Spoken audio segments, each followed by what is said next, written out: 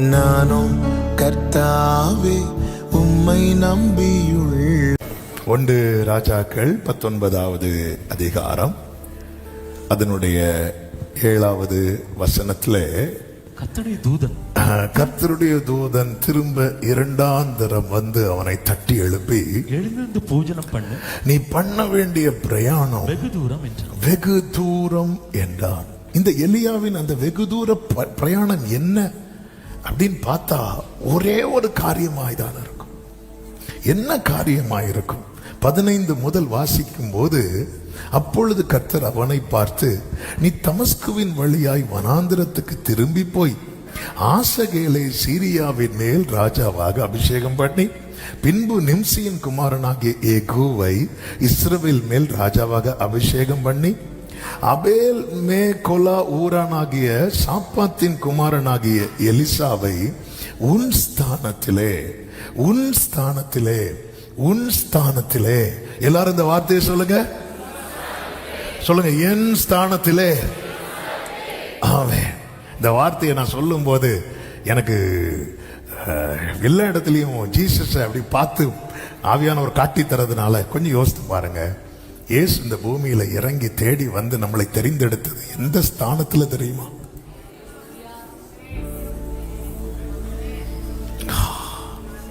அதனாலதான் ஜெயம் கொள்ளுகிறவன வேணும். அவன் அந்த 24 மூப்பர்ல ஒரு ஆள் ரிசைன் பண்ண சொல்லிட்டு அதுல அப்படியா சொல்வார், என்னோடு கூட. இப்ப பாருங்க, இந்த எலியா பர்வதத்திலிருந்து அப்படி இறங்கி வரார். இறங்கி வந்து 19வது வசனத்துல, அப்படியே அவன் அவ்விடம் விட்டு புறப்பட்டு போய் 12 ஏர் போட்டு உழுத சாப்பாத்தின் குமாரனாகிய எலிசாவை கண்டான். அவன் 12ஆம் ஏரை ஓட்டி கொண்டிருந்தான். எலிசா அவன் இருக்கும் இடம் மட்டும் போய் அவன் மேல் தன் சால்வையை போட்டான். நல்ல நல்ல நல்ல நேற்று ஆவியானவர் அப்படி இருதயத்தில் அப்படி தட்டி எழுப்புன ஒரு வார்த்தையை மட்டும் இங்க நான் டச் பண்ணிட்டு அடுத்து போறேன். இது எல்லாரும் கவனிக்கணும். விசேஷமாய் முதியோர் எல்லாம் முடிஞ்சு அப்படின்னு நினைச்சிட்டு இருக்கிறவங்க மஸ்டா கவனிக்கணும். இது ஒரு பெரிய சவாலான ஒரு காரியம். இதே எலியா இந்த சால்வையை வைத்து செய்த ஒரு காரியம் உண்டு. 13வது வசனம், அதை எலியா கேட்ட போது தன் சால்வையினால் தன் முகத்தை மூடிக்கொண்டான் என்று சொல்லப்பட்டிருக்கிறது. ஆமென். நேற்று இந்த வேர்டு தான் டிராவல் பண்ணி வந்துட்டு இருக்கும் போது எனக்கு என்ன எனக்கு இந்த அப்படி என் கண்ணுக்கு முன்னாடி என்ன வந்துட்டு இருந்தேன்னா, என்னுடைய தகப்பனாரை அடக்கம் பண்ண அந்த கல்ற தோட்டத்தில் வச்சு அடக்கம் பண்ணுறதுக்கு அந்த பெட்டி மூடும் போது என் பக்கத்தில் இருந்த ஒரு பிரதர் சொன்னாங்க, அந்த துணி எடுத்து முகத்தை மூடு அப்படின்னாரு. அவன் நான் தான் வந்து கடைசியாக வந்து எங்கள் அப்பாவுக்கு முகத்தை அப்படி மூடுறேன். ஆனால் நேற்று இந்த வார்த்தையை ஆவியானவர் பேசும்போது சொன்ன வார்த்தை, உங்கள் அப்பா முகத்தை மூடுறதுக்கு முன்னாடி அந்த சால்வையை நான் ஓ மேலே போட்டேன் அப்படின்னார். ஒரு நாள் வரும் நமக்கு, ஆனால் அதுக்கு முன்னாடி நமக்கு ஒரு நிச்சயம் இருக்கணும். நான் உன் வாயில் அருளிய என் வார்த்தை உன் வாயிலிருந்து உன் சந்ததியின் வாயிலிருந்து, எலியாவே முகம் மூடுறதுக்கு டைம் வரட்டும். நீ பண்ண வேண்டிய பிரயாணம் வெகு தூரம். நீ பண்ண ஒரு தலைமுறை சேற்றில் இருக்கிறது. எலியா இன்னும் சேற்றில் இருந்து கொண்டிருக்கிறான். இறங்கி போ, இறங்கி போ, இறங்கி. நமக்கு ஒரு நிச்சயம் இருக்கணும். ஒரு எவ்வளவு ஜனம் எழும்புது நம்ம கண், அது பார்க்காம கண்ணு மூடக்கூடாது. ஹல்லேலூயா. அந்த எவ்வளவு ஜனம் யாரு? நீங்க உங்க தலைமுறையை பாருங்க. என்னை கேட்கிற வாலிபர்களே, என்னை கேட்கிற ஊழியர்களே, நீங்க உங்களை பாருங்க. ஒவ்வொருவரும் அப்படிதான் பார்க்கணும். எழும்பணும். ஆண்டவர் இதுவரை நம்ம யாருக்காக எப்படியோ வாழ்ந்து கடைசியில சர்டிபிகேட் என்ன, இவன் ஏமாத்துறவன், நன்றி இல்லாதவன், இப்படி என்னெல்லாமோ கேட்டிருப்பீங்கல்ல, கேட்டிருப்போம்ல. ஆமே. ஆனால் ஆண்டவருடைய ஸ்டைலே வேறங்க. என்னைக்கோ லவ் பண்ணிருவோம் நம்ம. அவர் சொல்வார், உன் இளவயதின் பக்தியை நான் நினைச்சிருக்கிறேன். நமக்கே டவுட் இருக்கும், என்னைக்கு பக்தியா இருந்தேன். ஆமா, என்னைக்குப்பா இந்த விவிஎஸ்ல அந்த ஹைலைட்ஸ்ல பிள்ளைங்க எல்லாம் இருந்து அழுதாங்க பாருங்க. இந்த பிள்ளைங்க வளர்ந்த போற இப்படி அழுதோமானே அவங்களுக்கு தெரியாது, ஆனா அவருக்கு தெரியும். அவர் என் பிள்ளை அன்னைக்கு இருந்து கண்ணீர் விட்டாப்பா. என்னைக்குப்பா விவிஎஸ், நான் என்னைக்குப்பா விவிஎஸ் போனேன். ஏன்னா நமக்குன்னு உள்ள ஒரு ஸ்பெஷல் கிஃப்ட் என்ன தெரியுமா, நல்லதெல்லாம் சீக்கிரம் மறந்துடும். இப்போ ஒரு சின்ன எக்ஸாம்பிள், 1 hour இங்க பிரசங்கம் நடக்கட்டும், அது மறந்துடும். பக்கத்துல இருந்து ஒருத்தங்க சும்மா என் பக்கத்துல வந்து இருக்கத பாரு, இப்படி ஒரு வார்த்தை சொல்லியிருப்பாங்க, அது நமக்கு காலத்துக்கும் மறக்காது. ஆமே. அப்படி ஒரு விசேஷித்த கிருபை நமக்கு உண்டு. நம்ம ஆண்டவரை மாதிரி நல்லவர் வேற யாருமே கிடையாது. ஆமா. அப்ப எலியாவே நீ மூடுறதெல்லாம் ரைட்டு, இந்த சால்வையை வச்சு இன்னொரு வேலை இருக்கு. ஒரு ஆமீன் சொல்லுங்க பார்க்கலாம். இந்த சால்வையை வச்சு இன்னொரு வேலை இருக்கு. நம்ம ஒவ்வொருவருடைய வாழ்க்கையிலும் ஆமே, நம்ம அதாவது என்னோட முடிஞ்சிட்டு அப்படிங்கிற ஒரு நிலை இருந்துட்டுன்னா அதன் அர்த்தம் என்ன அப்படின்னா, அந்த வேர் அதோட முடிஞ்சிருந்தானே அர்த்தம். நீதிமானுடைய வேர் துளிர்க்கும். நமக்கு நீதிமானாலே டிஃபால்ட்டா ஒரு 10 வார்த்தைகளை வச்சிருப்போம். ஆமா, நீதிமானுடைய வேர் என்ன செய்யுமா, துளிர்க்கும். ஆரோனுடைய கோல் என்ன செய்தது, துளிர்த்தது. அப்போ தேவன் பல என்னைக்கோ நம்ம முகத்தை மூட வேண்டியது கர்த்தர் மூட விடாம ஓட விட்டுறான். ஆமே. மூடப்பட வேண்டியவனா என்ன செய்ய வச்சிருக்கிறார், ஓட வச்சிருக்கிறார். எதற்கு, ஒரு எவ்வன ஜனம் பிறக்கிறதை காண பண்ணும்படியாக. ஒரு ஆமேன் சத்தமா சொல்லுங்க பார்க்கலாம். ஹல்லேலூயா. எப்படிப்பட்ட சந்ததி எழும்ப வேண்டும். ஆமேன். ஒன்று பழைய வாழ்க்கைக்கு நிரந்தரமாய் முற்றுப்புள்ளி வைக்கிற ஒரு சந்ததி எழும்ப வேண்டும். அவருடைய எவ்வன ஜனம் எப்படிப்பட்டதா இருக்கும் தெரியுமா, பழைய வாழ்க்கைக்கு நிரந்தரமாய் முற்றுப்புள்ளி வைக்கிற. எல்லாம் தெரிந்த வேத பகுதி ஆனாலும் சில காரியத்தை நான் டச் பண்ண விரும்புறேன். இங்க பாருங்க, எலியா எலிசாவை பார்த்ததும் என்ன பண்றார் அப்படின்னா, அவன் இருக்கும் இடம் மட்டும் போய் அவன் மேல் தன் சால்வையை போட்டான். அப்படி போட்டதுமே ஆமேன், அப்பொழுது அவன் மாடுகளை விட்டு எலியாவின் பிறகே ஓடி. அதன் அர்த்தம் என்ன, அதன் அர்த்தம் என்ன, சால்வையை போட்டுட்டு எலியா என்ன பண்ணிட்டாரு, இங்க கவனிக்கணும். ஆமேன். சால்வையை போட்டுட்டு எலியா வந்து இப்படி சால்வையை போட்டது இப்படி போயிட்டே இருக்கிறார். அவ்வளவுதான். எலிசா இப்படி மாடு 12வது ஏர்போர்ட் உழுதுட்டு இருக்கிறான்.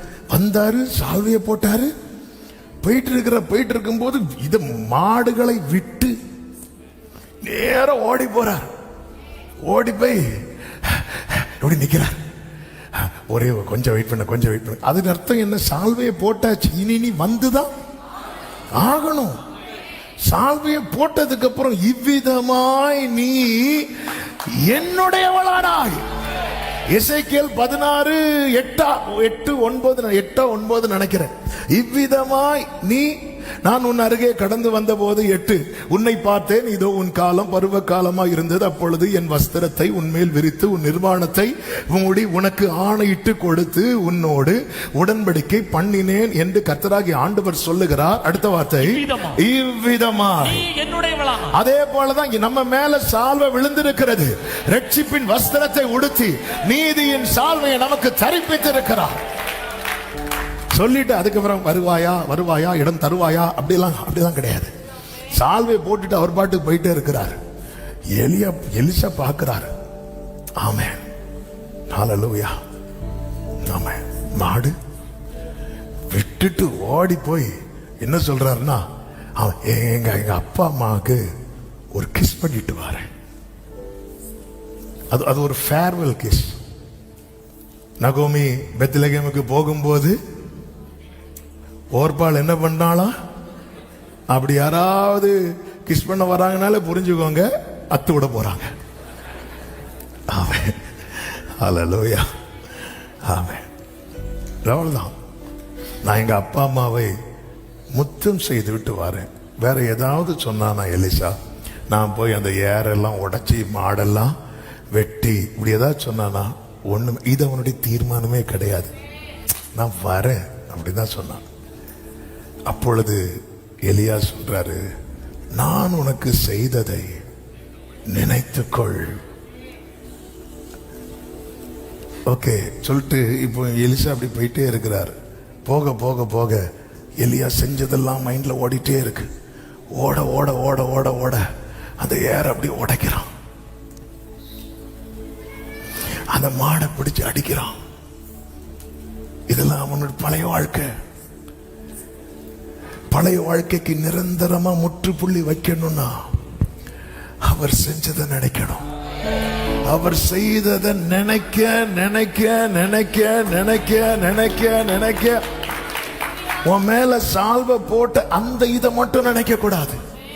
அந்த பர்வதத்திலிருந்து அந்த எலி அப்படியே இறங்கி நான் இருக்கும் இடம் மட்டும், ஆமே, நான் எங்க இருந்தேன், இவனால இனி பின்வாங்க முடியாது, இவனால இனி பின்மாற்றத்தை போக முடியாது. நீங்க கவனிச்சீங்கன்னா தெரியும், எலிசா லைஃப்ல சூறை செடி கிடையாது.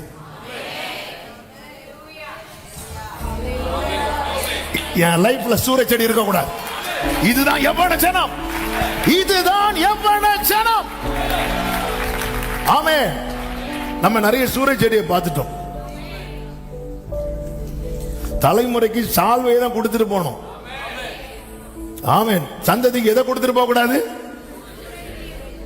சூறை செடி. எலிசா லைஃப்ல சூறை செடி கிடையாது.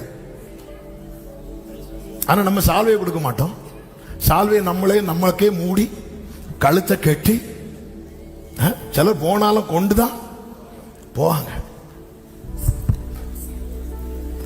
2 வாரத்துக்கு முன்னாடி சொன்ன ஒருத்தங்க ஒரு துக்க வீட்டில் பார்க்க போகும்போது அவசரம் அங்கேயும் ஓடிட்டு இருக்காங்க. அவங்க மனைவி, என்ன இந்த மனுஷன் போகும்போது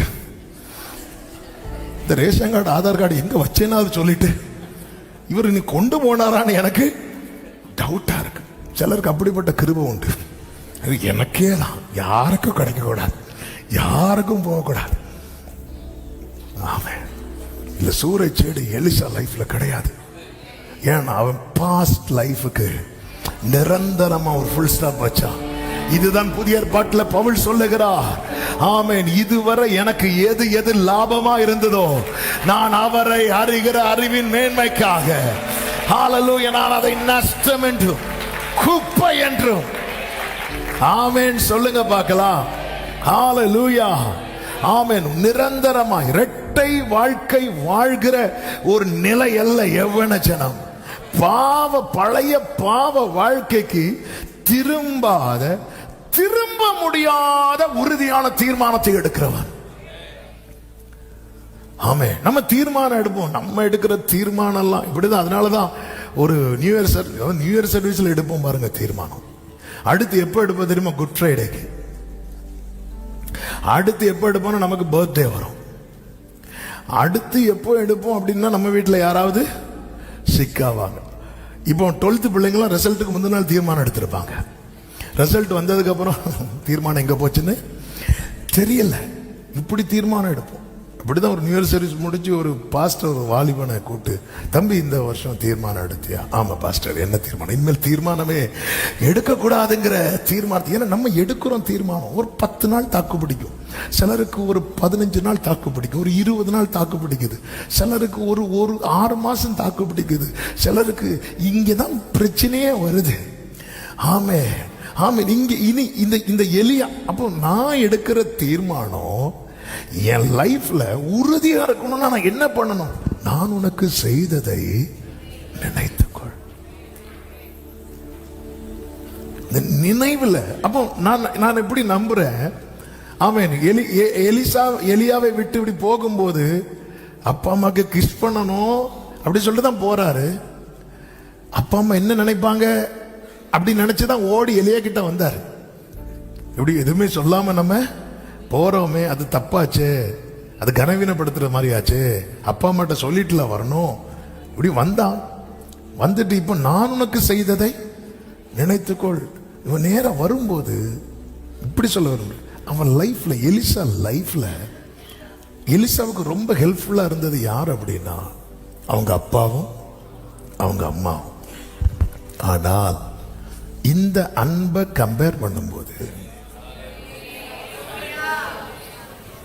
இது அடிபட்டுட்டு.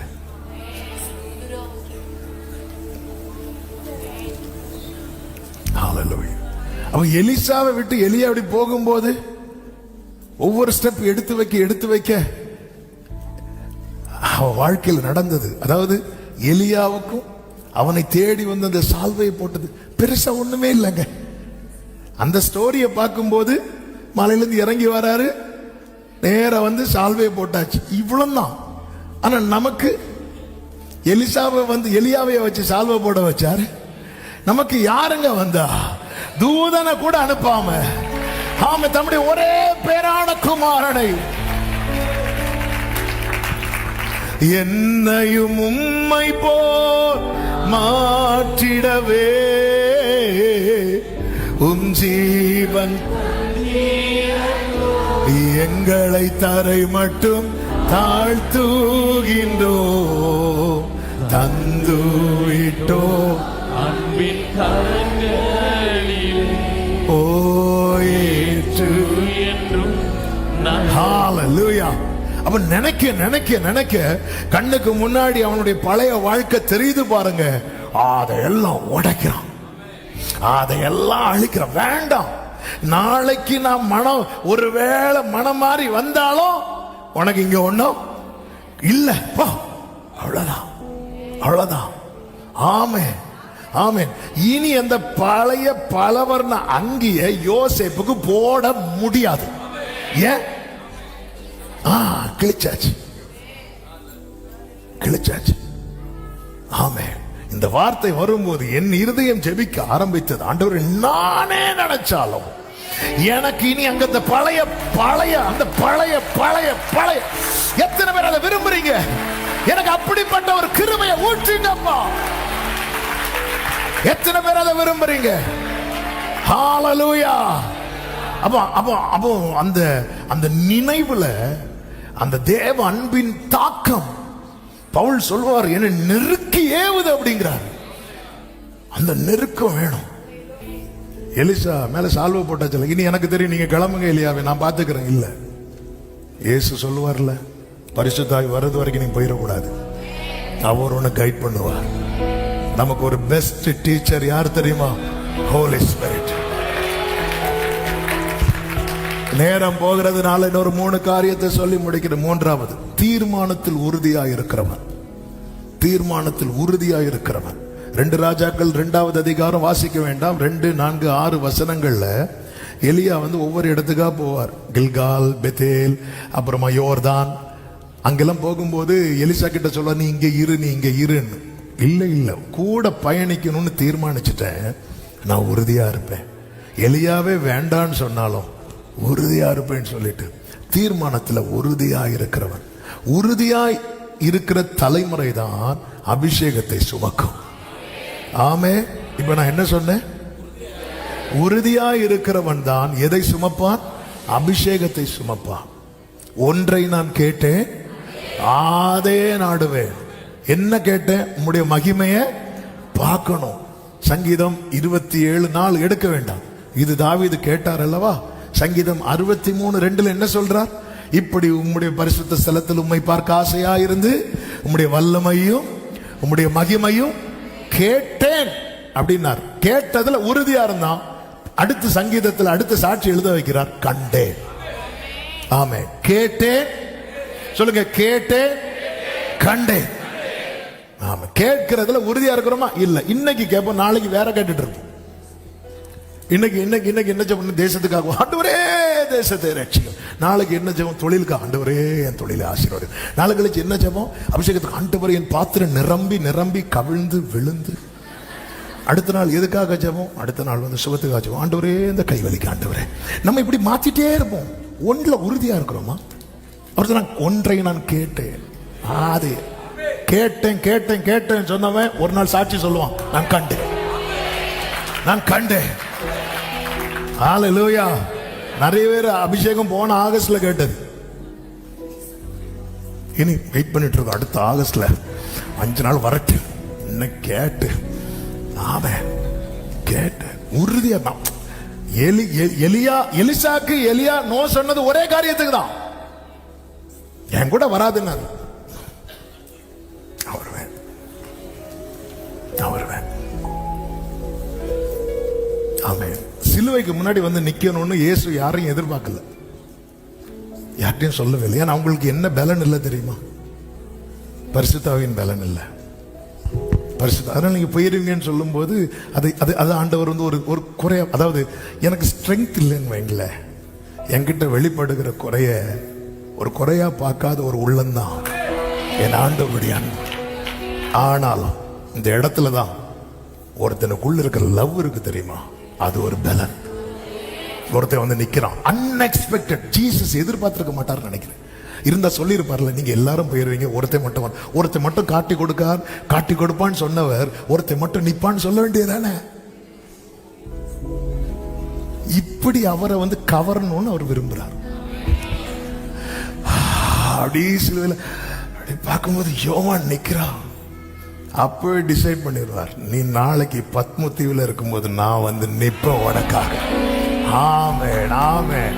பார்க்கலாமா, லவ் போட்டி போடலாமா? நீ வந்து நின்று ஸ்கோர் பண்றிய, நான் வந்து நிப்பேன் பாரு உன் கூட. ஹalleluya ஆமென். அப்படி இது ஆண்டவருடைய சாப்டர்ல எல்லாம் வந்துட்டான். இதான் லவ்ல ஸ்ட்ரெngth இருக்கு. ஸ்ட்ரெngth இல்லையா, ஜீசஸை லவ் பண்ண ஆரம்பிச்சிருங்க. இல்லாத பலன் உங்களுக்கு கிடைக்கும், இல்லாத தைரியம் உங்களுக்கு கிடைக்கும், இல்லாத ஆமென் சொல்லுங்க பார்க்கலாம். ஆமென். தீர்மானத்தில் 4வது மேலானதின் மேல் வாஞ்சை. 2 ராஜாக்கள் 2:9. அவர்கள் அக்கறைப்பட்ட பின்பு எலியா எலிசாவை நோக்கி, நான் உன்னை விட்டு எடுத்துக் கொள்ளப்படும் நான் போறேன்பா, அங்கேயும் வரணும்னு நிக்காத. ஆமென். நான் உனக்கு செய்ய வேண்டியது என்ன கேள் என்றான். அதற்கு எலிசா, உம்மிடத்தில் உள்ள ஆவியின் வரம் எனக்கு இரட்டிப்பாய் கிடைக்கும்படி, எனக்கு இரட்டிப்பாய் மேலானது. இன்னைக்கு இருக்கிறவங்க, இன்னைக்கு நம்ம உங்க ஆசை என்ன அப்படி கேட்டா எது நம்முடைய ஆசை? வாலிப பிள்ளைகளே, வாலிபர்களே, உங்க ஆசை என்ன? உங்க ஆசை என்ன? என்ன விரும்புறீங்க? என்ன விரும்புறோம்? நம்ம தலைமுறையினுடைய ஆசை என்ன? பிள்ளைங்கிட்ட அடிக்கடி கேட்கணும், பெற்றோர் கேட்கணும். அதுக்குன்னு கல்யாணம் முடிஞ்ச பிள்ளைகிட்ட போய் கேட்காத ஆசை என்ன, கல்யாணம் போய் கேட்டீங்களா, இல்ல பேசாம இருக்க அப்படின்னு சொல்லுவோம். அதனால கேட்காதீங்க. ஆமா. ஆனா இப்போ நீங்க அடுத்த தலைமுறை வளர்த்து உங்க ஆசை என்ன? அது பூமிக்குரியதை சொல்லுச்சுன்னா நீங்க மேலானதை குறித்து அதுக்கு சொல்லிட்டே இருங்க. அதுதான் அந்த தேவனுக்கு அடுத்த காரியத்தில் அதிகமாய் பழக்கப்படுத்தணும். இந்த மாதிரி VBS, kids fest, Sunday school, kids meeting இதெல்லாம் வைக்கிறது ஏதோ பிள்ளைகளுக்கு கொஞ்சம் பாட்டு போட்டு டான்ஸ் ஆடுறதுக்கு இல்லை. அதெல்லாம் பிள்ளைகளுக்கு ஒரு சந்தோஷத்தையும் உற்சாகத்தையும் கொடுக்கிற அதே நேரத்தில் அது நடுவில் சில காரியங்கள், இந்த புட்டுக்கு இடையில தேங்காய் வைக்கிறது மாதிரி சில காரியங்கள் வந்து அங்கே விதைக்கப்பட்டதனுடைய ரிசல்ட் தான். நீங்க இந்த ஹைலைட்ஸ் வீடியோல ஃபர்ஸ்ட் ஹாஃப் பார்த்துருப்பீங்க, உங்க முகெல்லாம் சிரிச்சிட்டு இருந்திருக்கும். செகண்ட் ஹாஃப் பார்க்கும்போது உங்களை அறியாம உங்க கண்ணு நிறைஞ்சிருக்கும். ஆமே. இதான் பிள்ளைங்களை ஆண்டவருக்குள்ள அதுக்கு அதெல்லாம் என்ன வேணாலும் எப்படி இந்த தலைமுறைய ஒரு சந்ததி அவரை சேவிக்கும். என்னப்பா உனக்கு வேணும்? ஆமே. எனக்கு நீங்க உங்ககிட்ட வெளிப்பட்ட அந்த வரத்தை விட 2 மடங்கு. ஆமே. நான் ஆண்டவர்கிட்ட கேட்கறதுல ஒண்ணு, எங்க அப்பா உங்களை லவ் பண்ணதை விட 2 மடங்கு. ஏன்னா எங்க அப்பா கிட்ட நான் பார்த்தது தான். நிறைய ஊழியர்கள்ட்ட பழகி இருக்கிறோம், பேசி இருக்கிறோம் ஆல்மோஸ்ட். ஆனா எங்க அப்பா கூட பார்த்ததுல இப்படி லவ்ல ஸ்கோர் பண்ணவர் எங்க அப்பா. அப்படி அந்த லவ் வேற. அது பார்த்துதான் ஏங்கிதான் உண்மை அதிகம் நேசிக்க பாட்டாண்டவர் கொடுத்தாங்க. உண்மை அதிகம் நேசிக்க கிருபை வேண்டும், பொய்யான வாழ்க்கை வாழ்ந்த நாட்கள் போதுமே. ஆண்டவர் நேசிக்கணும். இங்க பாருங்க, ஹோலி ஸ்பிரிட் ஸ்ட்ரென்த் இல்லாத ஒருத்தன் லவ் ஜாஸ்தியானதும் போய் நிக்கிறானா அதுல ஏதோ ஒண்ணு இருக்குல்ல.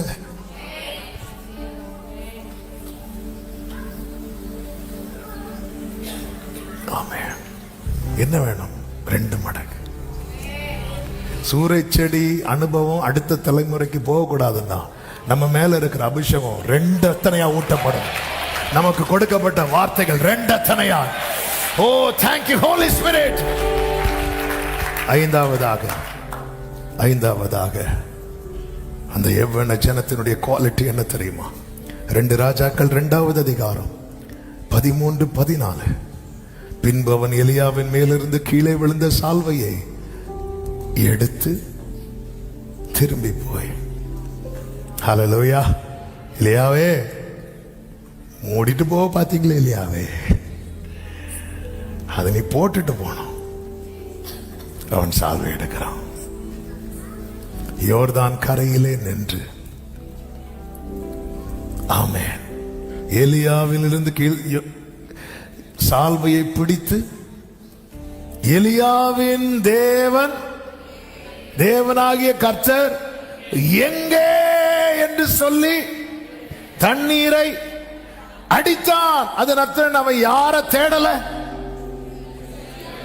அவன் எலியாவை தேடல. யார தேடுறான்?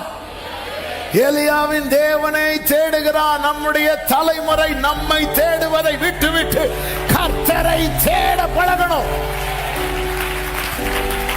ஹல்லேலூயா.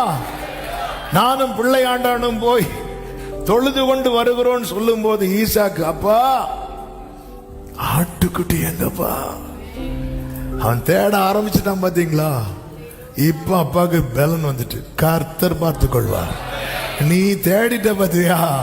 இனி நானே கத்திய ஓங்கினாலும் உன் மேல கீரல் விட மாட்டா. கர்த்தர் பார்த்து கொள்வார். ஹல்லேலூயா. இப்படி ஓடுறான். எலியா எடுத்துக்கொள்ளப்படும் போது எலியா கேட்ட சாட்சி என்ன? 2வது அதிகாரம் அதனுடைய 12வது வசனத்திலே 2 ராஜாக்கள் 2:12 எலிசா சொல்லுவார், அதை எலிசா கண்டு, என் தகப்பனே இஸ்ரவேலுக்கு ரதமும் குதிரை வீரருமாய் இருந்தவரே என்று புலம்பினான். அவனை அப்புறம் இஸ்ரவேலுக்கு ரதமும் குதிரை வீரருமாய் இருந்தவரே. இப்ப எலிசா ஓட்ட முடிய போகுது, இன்னும் எடுத்துக்கொள்ளப்படல. அவர் ஒரு வியாதியில ஆண்டவர் ஒவ்வொருத்தருக்கு ஒவ்வொரு முடிவை வச்சிருப்பார். அதாவது அக்கிரமத்தினால வியாதி வரும், அக்கிரமத்தினால மட்டும் வியாதி வராது. ஓகே, ஒவ்வொருத்தருக்கு ஒவ்வொரு முடிவை வச்சிருப்பார். எலியாவுக்கு முடிவு என்ன? ரதம் வந்து எலியா விட 2 மடங்கு ஓடினது யாரு? எலிசா. ஆனா எலிசாவுக்கு எப்படிதான் முடிவு வச்சிருந்தாரு தெரியுமா? வியாதி. 2 ராஜாக்கள் 13-14 இருக்கிறது. அவன் நாட்களில் எலிசா மரணத்துக்கு ஏதுவான, அதனால எல்லாத்தையுமே தண்டனையா பார்க்க கூடாது. புரிஞ்சா? சில என்ன தெரியுமா, இறந்துட்டாங்கன்னா சாத்தான் விளையாடிட்டான். மரணத்தின் திறவுகள் சாத்தான் கையில கிடையாது. மரணத்தின் அதிகாரி அப்படிலாம் சொல்லப்பட்டதனுடைய அர்த்தம் என்னன்னா, ஆண்டவரா ஒப்பு கொடுப்பார் பாருங்க. சிம்பிளா சொல்லணும்னா, அந்த அரிக்கட்டு கட்டும் போது சில கதிர்கள் விழும் தெரியுமா? எடுத்துட்டு போன்னு. இந்த பறவை சாத்தானை குறித்து இயேசு என்ன சொல்வார்? வழியருகே நல்ல நிலத்துல விழுந்த விதைய எது தொடாது தெரியுமா? பறவை தொடாது, அதுக்கு அதிகாரம் கிடையாது. அது வழி அருகே விழுந்த விதையை கொத்திட்டு போகும். தேவனால் தள்ளப்படுறான் தெரியுமா? அவனுக்கு அவன் அதிகாரி. இல்லைன்னா நம்மள இருப்போமாங்க. இரவின் பயங்கரம், பகலில் பறக்கும் அம்பு, இருளில் நடமாடும் கொள்ளை நோய், மத்தியானத்தில் பாழாக்கும் சங்காரம், இதை தாண்டி நம்ம இன்னைக்கு இருக்கிறோம்னா மரணத்தின் திறவுகோல் அவர் கையில இருக்கிறதுனால. ஹல்லேலூயா. அதனாலதான் டொமிஷியன் யோவானை அழிக்கணும்னு நினைச்சு பத்மதீவுல தூக்கி போடும் போது யோவானுக்கு அவர் தம்முடைய கையை காட்டி கொடுக்கிறார். இங்க பாரு யோவானே, மரணத்தின் திறவுகோல், பாதாளத்தின் திறவுகோல் என் கையில இருக்கு. அதன் அர்த்தம் என்ன? நீ எங்க சாகணும், எப்ப சாகணும், எப்படி சாகணும் தீர்மானிக்கிறது சத்ரு அல்ல, மரணத்தை ஜெயித்த நான். ஆமென். இப்போ எலிசா மரணத்துக்கு ஏதுவான வியாதியாய் கிடந்தான். அப்பொழுது இஸ்ரவேலின் ராஜாவாகிய யோவாஸ் அவனிடத்தில் போய் அவன் மேல் விழுந்து அழுது. சிலர் விழுந்து அழுறதுலே போயிரும். போய் தள்ளி நின்று அழக்கூடாதா? ஆமா, ஐயோ போயிட்டீங்களா முடிஞ்சு விழுந்து அழுறதுலே விழுந்து அழுது என்ன வேர்டு சொல்றான் பாருங்க. அதுக்கு தான் இந்த வார்த்தை, என் தகப்பனே என் தகப்பனே. ஓ இஸ்ரவேலுக்கு ரதமும் அது சாட்சி எலியாவோடு முடியாது, அடுத்த தலைமுறைக்கும் தொடரும். இவங்க அப்பா இருந்த காலத்துல இந்த வீட்டுல பாட்டு சத்தம் கேட்டுச்சு. அவன் பிள்ளை காலத்துல பாத்திர சத்தம் கேக்குது. அப்படி இருக்க கூடாது. உங்க வீடு மாறுதா, விழுந்து கிடங்க ஆண்டவர் சமூகத்துல.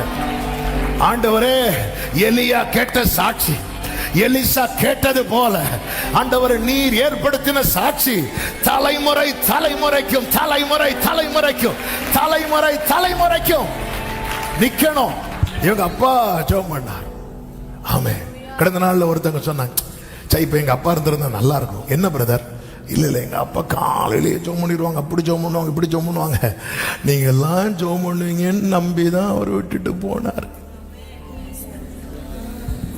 ஆமே. ஆனா நீங்க இருக்கிறத பார்த்தா அவர் மேக்சிமம் அவர் இருந்து உங்களை அனுப்பி விட்டுருப்பாரு. ஆமே. அன்னைக்கு கேட்ட சாட்சி இதான் எவ்வளவு ஜனம். ஒரு சந்ததி அவரை சேவிக்கும்.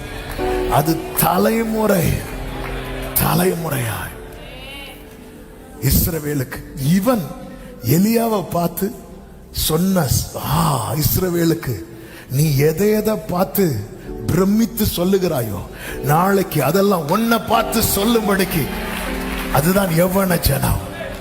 நேரம் பறக்குது, டைம் பார்க்க. ஆமே. அங்க ஜெபிக்க போகிறோம். ஒரே வாழ்க்கை.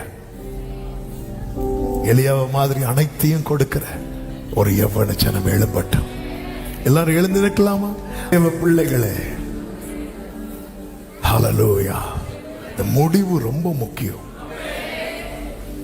ஒரே ஒரு விஷயம், வலது கரத்தை உயர்த்தி இடது கரத்தை இருதயத்தில் வைத்து, ஆவியானவரே என்னை நடத்தி செல்லுங்க, என்னை நடத்தி செல்லுங்க. ஆண்டவரே, எலியா எலிசா கிட்ட நான் உனக்கு என்ன தரணும் அப்படின்னு கேட்டது யோர்தானை கடந்த பிறகு. சில காரியத்தை கடந்தாதான் நமக்கு அந்த மேலான எண்ணமே வரும். இன்னும் எனக்குள்ள இந்த பூமிக்குரியதுதான் என் மனசுக்குள்ள ஓடிட்டு இருக்குன்னா, என் முன்னாடி இருக்கிற யோர்தானை கடக்க எனக்கு ஹெல்ப் பண்ணுங்க ஆண்டவரே. எலியா சப்போர்ட் பண்ணார்ல. எலியா தான் ஃபர்ஸ்ட் சால்வை எடுத்து அடித்தார். எனக்கு நீங்க தான் இதை கடக்க பண்ணணும். பாரங்களால் அழுத்தப்படுறீங்களா? எனக்கு கடக்க, இதை கடக்க கிருபை தான். என் மேல நீங்க போட்ட சால்வைக்காக நன்றின்னு ஒரு வார்த்தை சொல்வீங்களா? எத்தனை பேர் அதை உணர்றீங்க? ஆண்டவருடைய சால்வை என் மேல் போடப்பட்டிருக்கிறதை உணர்ந்தவர்கள் உங்க வலது கரத்தை உயர்த்தி, என் மேல் நீர் போட்ட சால்வைக்காக நன்றி. இது கீழே விழ நான் விட மாட்டேன். இதை என் கையில எடுப்பே, மீண்டும் யோர்தானை கடப்பே. நன்றி ஆண்டவரே. பரிசுத்த பிதாவே நன்றி. இந்த நல்ல வேலைக்காக ஸ்தோத்திரம். நீ தந்த நல்ல ஆராதனைக்காய் நன்றி. எங்களோடு பேசின கிருபைகளுக்காய் நன்றி ஆண்டவர். நீர் எதிர்பார்க்கிறதை எவ்வளவு ஜனமாய் கர்த்தருடைய பிள்ளைகளை உருவாக்கி நிறுத்துவீராக. கர்த்தர் ஆசீர்வதிப்பீராக. ஒவ்வொருவரோடு இடைப்படட்டும், பேசட்டும். பூமிக்குரியவைகளை அல்ல, மேலானவைகளை நாட கிருபை தாரும். சமாதானத்தோடு அனுப்பி சாட்சியாய் கொண்டு வாரும். 5 மாதங்கள் நீர் எங்களுக்கு பாராட்டின எல்லா கிருபைகளுக்காய் நன்றி. 6வது மாதம், புதிய மாதத்தை கர்த்தர் ஆசீர்வதித்து தாரும். அர்ப்பணிக்கிறோம். எல்லா மகிமை கனம் உமக்கே செலுத்துகிறோம். இரட்சகர் இயேசுவின் நாமத்தில் பிதாவே, ஆமென். என் ஆத்துமாவே கர்த்தரை ஸ்தோத்திரி, முழு உள்ளமே பரிசுநாமத்தை ஸ்தோத்திரி. என் ஆத்துமாவே கர்த்தரை ஸ்தோத்திரி. கர்த்தர் செய்த சகல உபகாரங்களை மறவாதே. ஆமே. நம்முடைய கர்த்தராகிய இயேசு கிறிஸ்துவின் கிருபையும் பிதாவாகிய தேவனுடைய அன்பும் பரிசுத்த ஆவியானவருடைய ஐக்கியமும் சிநேகமும் பாதுகாவலும் நம் அனைவரோடும் எல்லாம் பரிசுத்தவான்களோடும் கர்த்தருடைய வருகை மட்டும் தங்கி இருப்பதாக. ஆமென். ஹல்லேலூயா. God bless you. கர்த்தர் உங்களை ஆசீர்வதிப்பாராக. ஆமென்.